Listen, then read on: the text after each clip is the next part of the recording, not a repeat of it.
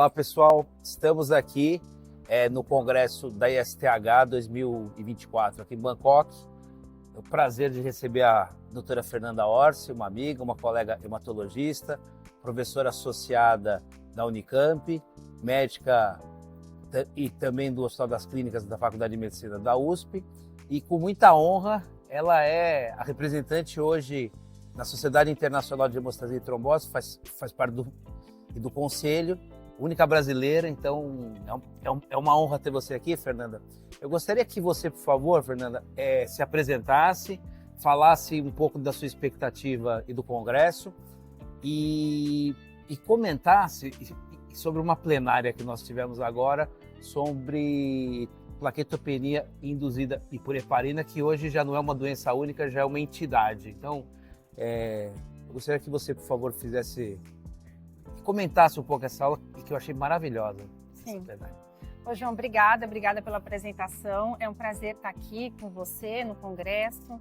Realmente, a gente teve uma plenária agora do professor Timothy que foi muito interessante no sentido de apresentar para a gente uma possível síndrome nova.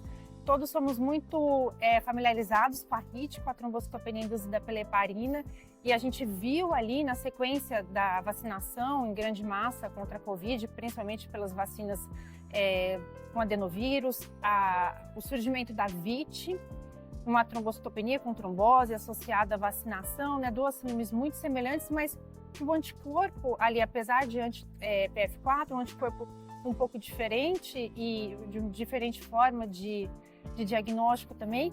E o que essa plenária trouxe para a gente é a possibilidade de, na verdade, com essa quase epidemia de VIT que ocorreu recentemente com a vacinação contra a Covid, que tenha saltado aos olhos da comunidade de trombose e hemostasia, uma síndrome que não é nova, que retrospectivamente dá para avaliar que mais pacientes tiveram até antes do Covid, mas uma síndrome que se assemelha à HIT, trombocitopenia, com trombose, mas não tem a associação com o uso da heparina, que muitas vezes anteriormente era chamada de HIT espontânea, né? Uma produção espontânea de anti-PF4, que hoje em dia pode ser inclusive uma produção associada até com a infecção por adenovírus.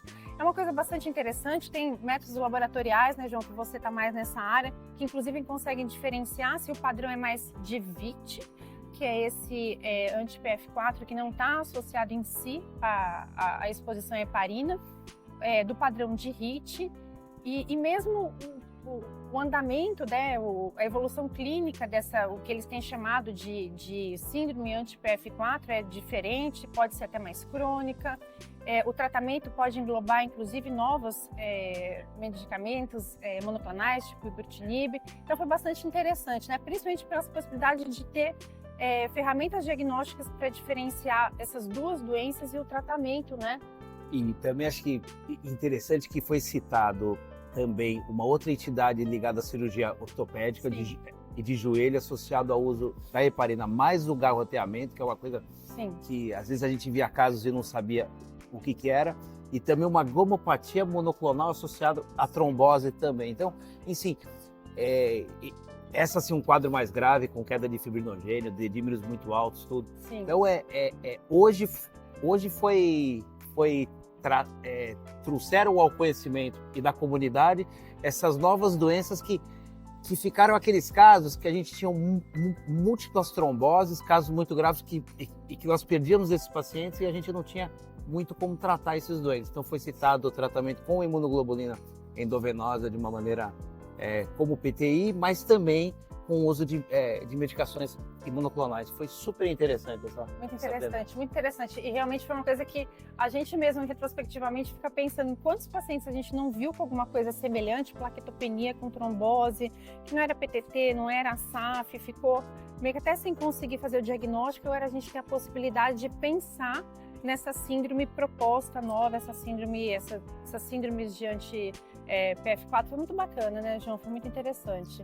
Foi. E, Fernanda, só para finalizar a nossa conversa, e qual que é a tua expectativa agora junto ao Conselho da Sociedade Internacional? O que é? E que desafios que você vê? Eu participei da reunião do Conselho, que foi nessa sexta-feira, e é um conselho que ele é bastante aberto à inclusão dos países da América do Sul, Latinoamérica, e também Ásia, África e tal, e existe uma das diretrizes ali dentro do Conselho é de se fazer não apenas congressos em outros países fora do eixo América do Norte, Europa Ocidental, mas também fazer, além dos congressos, pequenos workshops em associação com as sociedades locais. E isso é muito bacana. Eles estão fazendo agora na Croácia e eles têm um dos objetivos ali é fazer em associação com as sociedades locais. Então eu acho que é um bom momento aí para a gente atuar junto, para estar mais próximo do ISTH e levar